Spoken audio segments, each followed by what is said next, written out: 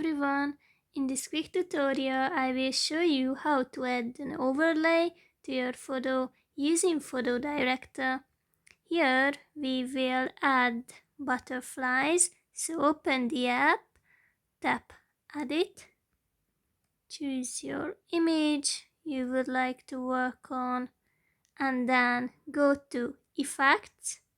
Here click on Live and then choose Overlays. Here you can find several effects, but we are looking for butterflies. There will be here soon. Yes, there are blue butterflies or colorful ones. You just have to simply click on it and then click on the check mark and choose whether you would like an image or a video. I will choose image now because it's wonderful this way as well.